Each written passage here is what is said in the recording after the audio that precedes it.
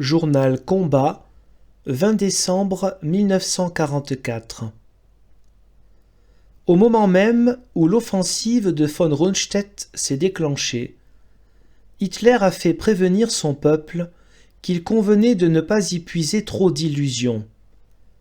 Ce langage est bon pour toutes les nations qui sont aujourd'hui dans la guerre. Pas d'illusions en effet. Et tout d'abord, il est vain de minimiser l'offensive allemande, en la présentant comme un dernier sursaut, ou comme une bonne occasion donnée aux Alliés pour qu'ils en finissent, ou comme une tentative désespérée des Allemands qu'ils exécutent sous la contrainte des faits. Car ce sont toujours les faits qui commandent les offensives. Et nous ne savons pas encore si cette occasion sera la bonne, ni ce sursaut le dernier. Tout ce que nous avons à dire, c'est que l'Allemagne existe, qu'elle n'est pas vaincue et que la guerre n'est pas finie. Cette offensive est préparée depuis 2 mois et elle était annoncée par les observateurs sérieux.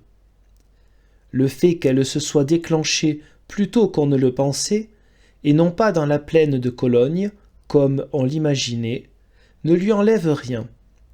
Au contraire, nous sommes en présence d'une attaque exécutée avec de grands moyens et préparée avec minutie. C'est la seule chose que nous puissions constater. Et c'est à cette évidence que nous devons mesurer nos décisions et nos efforts. Cela revient à dire que notre effort est évident lui aussi. Il n'est pas de supputer jusqu'où ira l'avance allemande, ce qui est futile. Il est de contribuer à l'arrêter et à la transformer en défaite coûteuse. Il est de ne jamais oublier que nous faisons la guerre et que si nous la faisons à Montjoie avec des vies américaines, il faut la faire ailleurs avec des sacrifices français. C'est ainsi que cette offensive pourra être instructive et réveiller quelques imaginations qui ne savent plus distinguer ce qui est urgent de ce qui est superflu. Ce qui est urgent, c'est d'intégrer toute la France dans l'effort de guerre, et non pas seulement par des appels à l'union, mais par un ensemble de décisions et d'ordonnances qui donneront à chaque Français un emploi précis dans cette lutte commune. Cette offensive devrait nous apprendre qu'il n'est pas possible qu'un pays en guerre laisse sa jeunesse obéir à sa seule initiative et choisir, selon les cas, l'engagement volontaire ou les barres à la mode.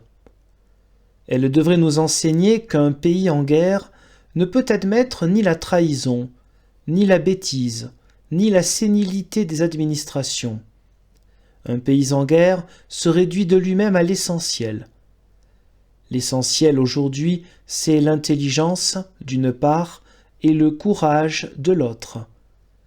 L'essentiel, ce sont les besoins de l'armée, le ravitaillement des populations et les nécessités de la production. Et ce n'est pas en sous-estimant l'offensive allemande que nous créerons la volonté obstinée dont nous avons besoin aujourd'hui et dont nous aurons besoin demain, tout en disant bien clairement que l'Allemagne est loin d'être vaincue et qu'il nous faudra encore de longs mois d'efforts pour la battre. Qu'on imagine un instant les Allemands de nouveau à Paris. Nous savons bien lesquels se retrouveraient encore serrés les uns contre les autres pour continuer la lutte. Nous savons bien lesquels fuiraient ou prépareraient un nouveau retournement. Ce pays est en train de crouler sous le poids des conversions. La République est en passe d'étouffer. Trop de nouveaux amis, la presse. Mais qu'elle soit seule ou en danger, et elle retrouvera ses vrais défenseurs, même s'ils paraissent aujourd'hui en désaccord. C'est leur foi et leur entêtement qui l'ont libérée et qui gagneront la guerre. C'est leur foi et leur entêtement qui feront demain sa grandeur et sa jeunesse. Pour le reste, je ne sais pas si l'offensive de von Rundstedt est une belle occasion d'en finir avec l'Allemagne, mais je sais qu'elle est la dernière occasion d'en finir avec quelques-uns de ces mensonges qui nous ont fait trop de mal. En effet, et qui nous coûte trop de sang.